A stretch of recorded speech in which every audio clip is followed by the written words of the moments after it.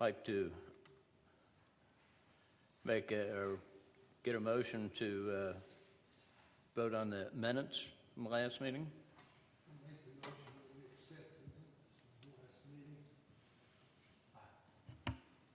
Okay, I got a motion and a second. All in favor? Aye. Aye. Aye. Motion carried. Mr. Stewart, would you like to present your first case of the evening, sir? Yes, Mr. Chairman. First case is from Matt Maines, who works for the Dries Company, who owns the property. The address is 3937 Narrows Road, and they're requesting a dimensional variance from the height requirements of the sign regulations. They're proposing to construct a subdivision's entrance sign that is taller than permitted. The site is located at the intersection of Narrows Road, across from the intersection of Country Road and Narrows Road, and currently is vacant.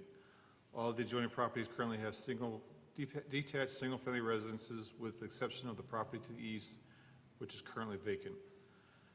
The subject property is the second phase of a subdivision and will have detached single-family residences.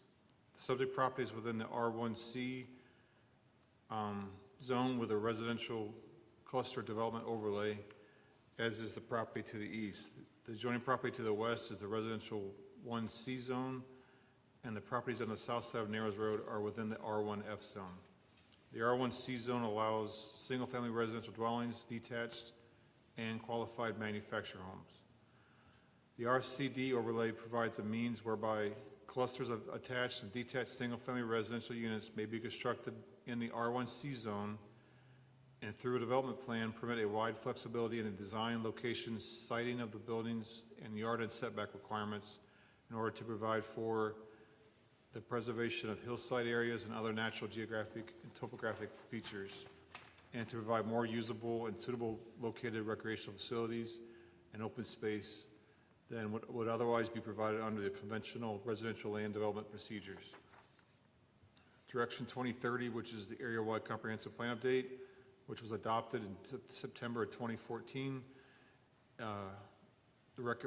identifies the recommended land use plan for the reference site, as well as all the surrounding properties for residential uses with a density of 4.1 to 7.0 dwelling units per net acre.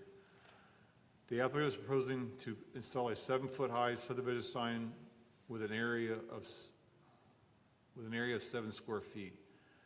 Section 14.8 D1 states that a permanent neighborhood monument sign shall be a maximum of 50 square feet in area and not exceed 6 feet in overall height. So the applicant is requesting a height variance of 1 foot.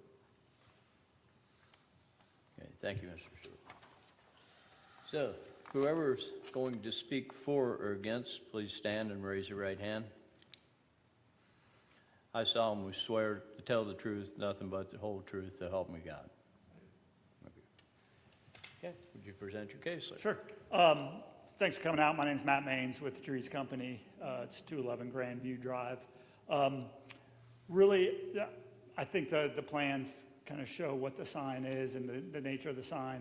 There's not too much to be said about it. We have a much larger sign at the primary entrance, and this is sort of a new entrance that we're going to have. I think the existing sign, if you've been out there, is 10 to 12 feet tall. We want sort of a smaller sign. I know it doesn't seem like much, that 1 foot of difference that we're asking for the variance, and we looked at it. We just wanted to make sure it's up above, so it's high enough that people can see the lettering of the sign, and we wanted it big enough that it doesn't, sort of get dwarfed by the adjacent monument. We're making sure we keep it outside, further back from the right-of-way, so there's not going to be any sight distance issues.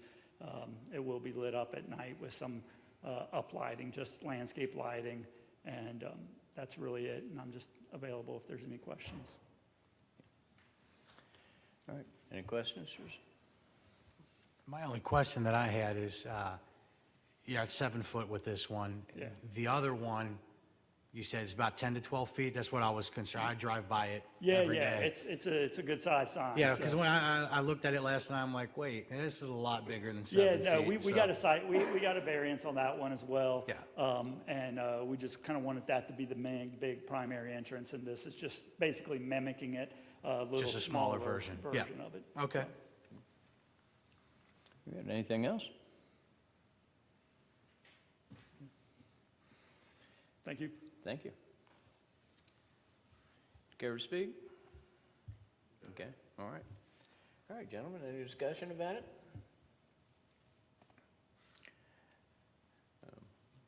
Look for a motion?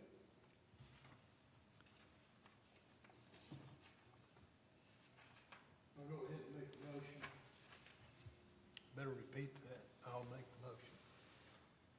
To grant the application of Mr. Matt Maines to construct the proposed subdivision entrance sign to a maximum overall height of 7 feet.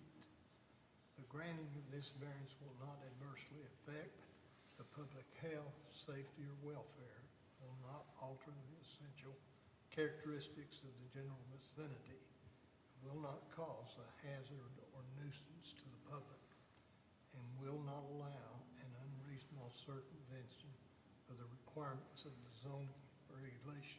I think you got that on the other entrance.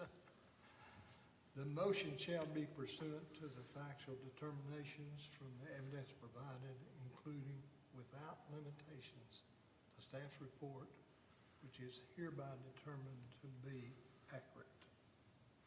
Yeah, thank you. Got a motion? Do we have a second? Favor? Okay. Very good. Roll call vote, Mr. Stewart? Mr. Molly, Yes. Mr. Bettis, Yes. Mr. Conley, Yes. Motion carries. Thank you, gentlemen. Any other business, Mr. Stewart? no, sir, that's all we have for this evening. Very good, thank you. I have a motion to adjourn. Make that motion. All in favor?